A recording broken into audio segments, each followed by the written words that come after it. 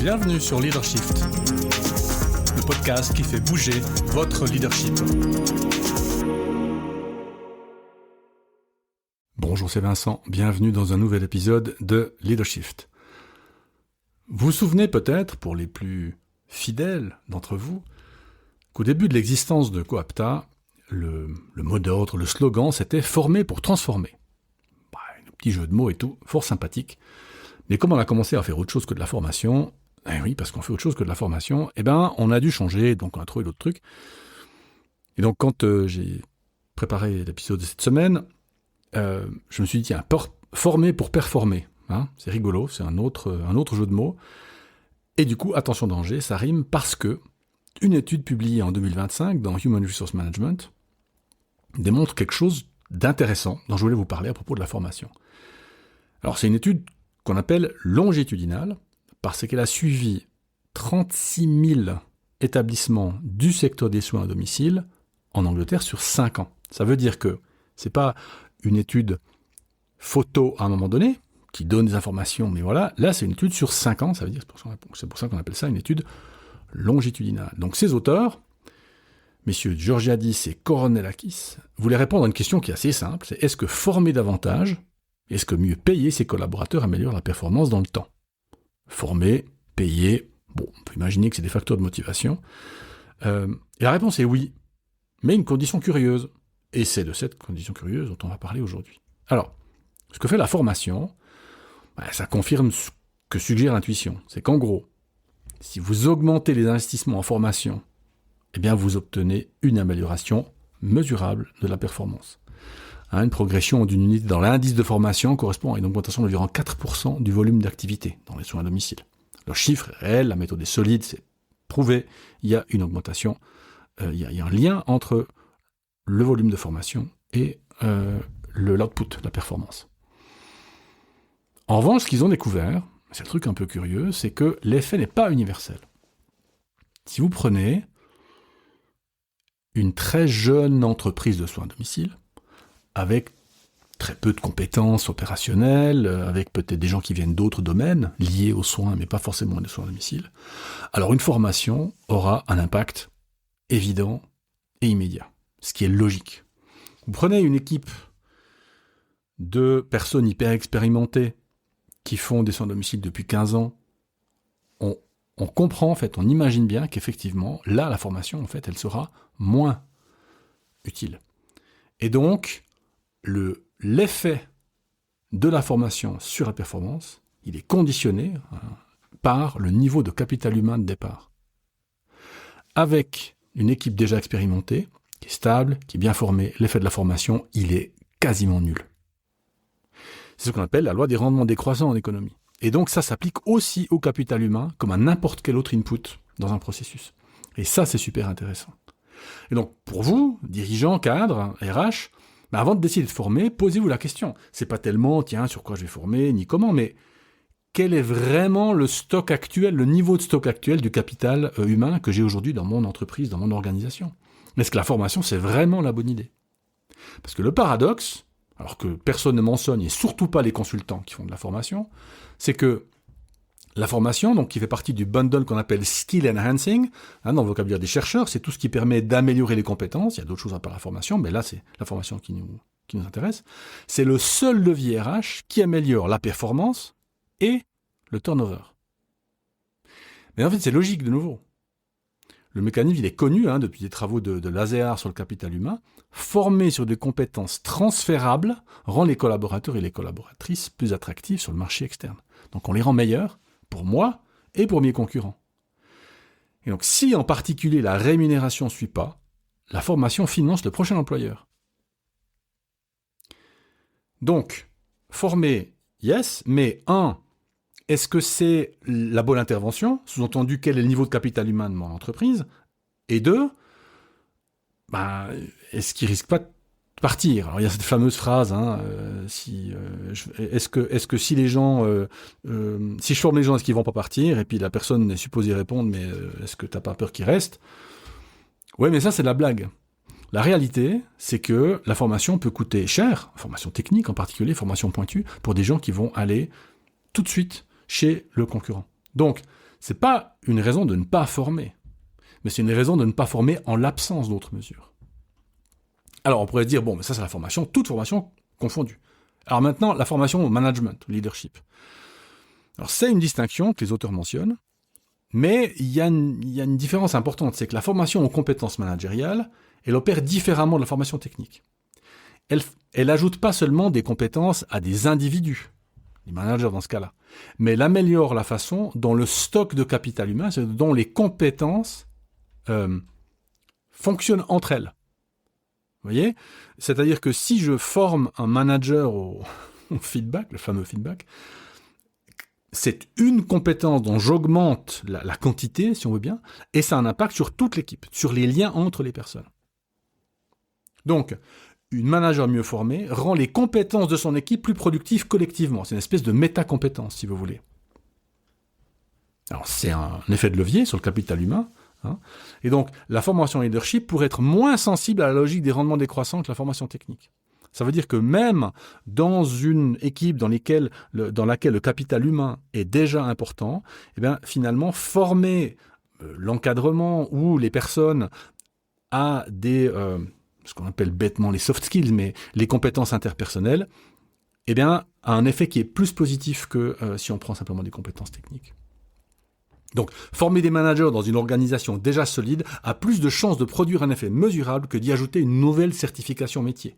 C'est-à-dire qu'au bout d'un moment, le métier, loi des rendements décroissants, vous avez dépensé 10 000 francs pour une performance de 3%, alors que si vous formez le responsable ou les gens dans des compétences transverses, typiquement interpersonnelles, vous aurez peut-être, 10% ou 15%. Donc le problème, évidemment, du turnover, c'est que alors tout le monde le suit, c'est un chiffre qu'on compare, qu'on tente de réduire.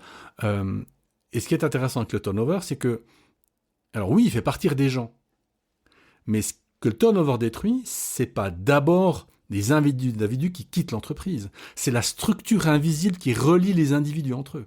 Dans une équipe qui fonctionne, la valeur de l'équipe, le capital humain, c'est la combinaison des compétences individuelles. Qui sait quoi faire quand ? Qui compense qui porte quelle partie du savoir implicite, qui sait qui fait quoi. Et ça, ce tissu, il est unique, il est difficile à imiter, il est impossible à reconstituer rapidement. Et quelques départs, pouf. Et même en fait un turnover qui est assez modeste finalement, peut provoquer une érosion massive du capital humain collectif sans que les compétences individuelles restantes aient changé. C'est ce que les chercheurs appellent la reconfiguration des connaissances, compétences, aptitudes et autres caractéristiques au niveau de l'unité. Donc vous voyez que suivre le turnover, c'est pas assez. C'est comme s'il fallait finalement pondérer le turnover par l'importance pour le capital humain de l'entreprise des personnes qui partent. En gros, si vous avez quelqu'un qui a peu d'impact dans le tissu du capital humain de l'équipe part, ça vaut 1. Et si vous avez quelqu'un qui était central dans le fonctionnement de l'équipe qui part, ça vaut 5. Et donc, en fait, quand vous calculez votre turnover, vous obtenez pas, 1 plus 1, 2, mais vous obtenez 1 plus 5, 6. Et ça, je trouve que c'était intéressant de le partager à vous, parce que l'étude le montre tout à fait sérieusement. Alors, du coup, on reprend le fil, on dit, OK, donc, former, certes, c'est bien, mais attention, on ne peut pas faire que former parce que sinon les gens y partent. Bon, alors, qu'est-ce qu'il faut faire pour la rétention ? L'étude identifie un levier qui améliore simultanément la performance et réduit le turnover. Donc on a les deux, on a le plus en performance et le moins en turnover. Et c'est ce qui s'appelle le bundle Motivation Enhancing. C'est donc tout ce qui peut améliorer la motivation à rester. Donc, c'est pas la formation qui fait rester. La formation, elle fait partir, potentiellement. Ce qui fait rester, c'est, dans un marché comme celui qu'on a aujourd'hui, la rémunération compétitive, la progression de carrière réelle, la stabilité contractuelle. Ça, les gens, ils aiment parce que ça les rassure et ça leur donne une perspective. Ça diminue l'anxiété professionnelle, pour le dire comme ça.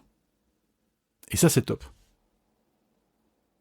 Et un autre levier, qui est intéressant, le levier de l'autonomie, de l'empowerment, de la décentralisation, donc donner plus d'autonomie aux gens, échappe aux effets de rendement décroissant. Ça veut dire que peu importe le niveau de capital humain, vous allez améliorer la performance en prenant ce genre de mesures. En revanche, le problème, c'est que l'effet est plus petit. Vous allez moins le voir. Ça sera moins frappant que, par exemple, de paris de rémunération, de progression de carrière ou de contrat. Alors, pour les organisations qui ont un capital humain qui est déjà solide, les auteurs, ils sont honnêtes. En fait, ils n'ont pas vraiment de réponse. La formation, il ne change rien de mesurable. D'autres interventions seraient nécessaires, mais comme ce n'est pas le but de l'étude, ils n'ont pas de réponse à donner à ce niveau-là. Mais donc c'est informatif, ça, ce silence-là, parce que ça veut dire que le diagnostic de départ conditionne le choix des leviers. Former une organisation dont le capital collectif est appauvri est légitime, est efficace, on le sait, ça marche bien. Le faire là où le capital est déjà fort, c'est dépenser de l'énergie sur un problème que vous n'avez pas en fait. Donc c'est pour ça, en fait, peut-être par la bande, mais c'est pour ça qu'on a changé le former pour transformer, parce que je me suis aperçu au bout de quelques années que la formation n'est clairement pas une réponse à toutes les problématiques.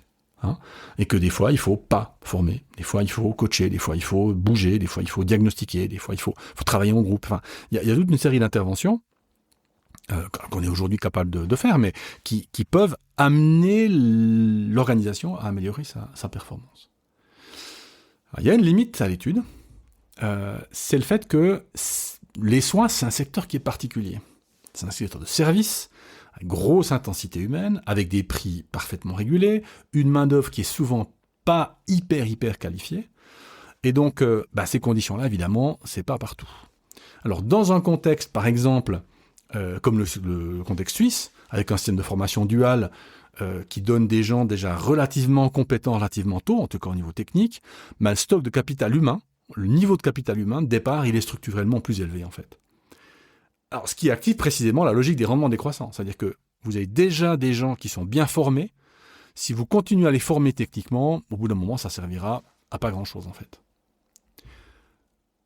Dans les domaines dans lesquels les processus reposent sur des savoir-faire qui sont justement plutôt tacites, avec des complémentarités fortes, donc des effets de réseau assez forts, par exemple, des opérateurs dans une équipe, la dynamique de destruction de capital, alors là, par contre, elle s'applique avec une force qui est vraiment comparable. Ça veut dire que si vous avez un atelier avec des gens où il n'y a pas encore une grosse présence du fameux bureau des méthodes, où vous n'avez pas encore énormément structuré les choses, où beaucoup de ce qui se passe dépend des personnes qui sont là, la moindre personne, et ça vous le savez, la moindre personne qui part, là, par contre, peut avoir une importance fondamentale. Donc, c'est pas tellement le secteur qui importe dans ce cas-là, c'est plutôt la nature de ce que les équipes font qui va déterminer quelle est la bonne manière d'interagir ou d'améliorer la performance de l'équipe. Donc, il y a une métaphore dans cette étude, que je tire moi de cette étude. Finalement, le capital humain, collectif, c'est pas tellement un actif qu'on accumule. Donc, le mot capital est pas terrible pour ça, parce que le capital, c'est quelque chose qu'on accumule par définition. C'est plutôt le niveau de compétences humaines, on pourrait dire comme ça. C'est plutôt comme un niveau d'eau qu'un tas de sable.